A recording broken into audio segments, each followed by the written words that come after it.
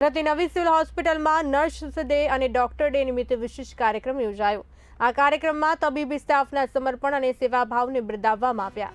કાર્યક્રમ દરમિયાન હોસ્પિટલમાં સેવા આપતા ડોક્ટર અને નર્સોને દર્દીઓ પ્રત્યે વધુ સંવેદનશીલતા, માનવતાભર્યો અભિગમ અને સમાન સારવાર આપવા માટે પ્રેરણા આપવામાં આવી। કડીવાલા સાહેબ અપીલ કરી કે ગંભીર કે સામાન્ય દરેક દર્દીને સમાન રીતે ગુણવત્તાયુક્ત સારવાર અને સારો વ્યવહાર મળે તે સુનિશ્ચિત કરવું જોઈએ।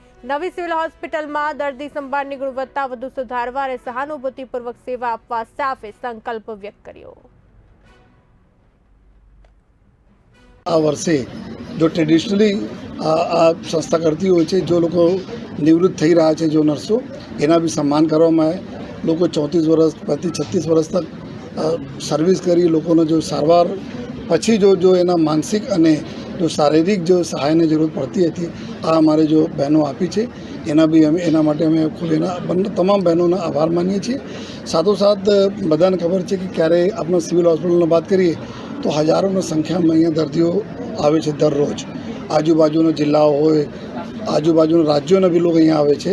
ત્યારે જ્યારે એના સારવાર હોય, ઓપરેશન હોય, બીજા ટ્રીટમેન્ટ થયા પછી જો એની પૂરી સારવાર એના દેખરેખનું કામ આપણા નર્सेस કરે છે અને અહીંયા પછી સાજું થઈને જાય એના તમામ જો તકેદારી।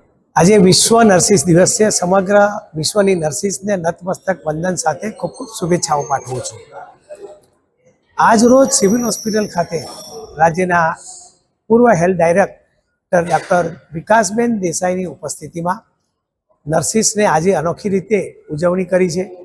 પોતાનું વાણી, વર્તન અને વ્યવહાર દર્દી સાથે કેવો હોવો જોઈએ, વોર્ડ મેનેજમેન્ટમાં નર્સિસની શું મુખ્ય ભૂમિકા છે, ગરમીના સમયમાં શું મુખ્ય ભૂમિકાઓ છે અને વિશેષ જે વૃદ્ધાશ્રમો જે ખુલી રહ્યા છે, પણ એક સ્ત્રી તરીકે બીજી સ્ત્રીને સમજ આપે કે પોતાની સાસુ કે માતા કે પરિવારજનોને વૃદ્ધાશ્રમમાં ના મૂકતા પોતે પણ કાળજી રાખે। કોરોના કાળ દરમિયાન સમગ્ર વિશ્વની નર્સિસે જીવના જોખમે પારિવારિક ભાવનાથી દર્દીઓ સાથે કામ કર્યું છે અને દર્દીઓના જીવ।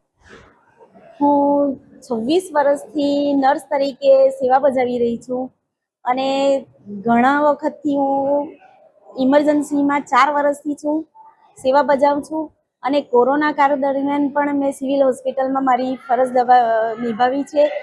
4 વર્ષથી જો ઇમરજન્સી ટ્રોમામાં છું ત્યારે ઘણા દર્દીઓ સિરિયસ હોય છે, ઘણા પેશન્ટો આવે છે, એક્સિડન્ટના હોય છે અથવા કંઈ માસ ઇમરજન્સી થઈ હોય છે, એમાં એ ઘણા દર્દીઓ આવતા હોય છે અને એવા બચ્ચાઓ અને એવા ઉંમરલાયક દર્દીઓ હોય છે કે જે રડતા બી હોય છે, પણ જો એને હું પાસે જઈ અને પ્રેમથી સમજાવું છું તો ઇન્જેક્શન લે છે, ટ્રીટમેન્ટ લે છે અને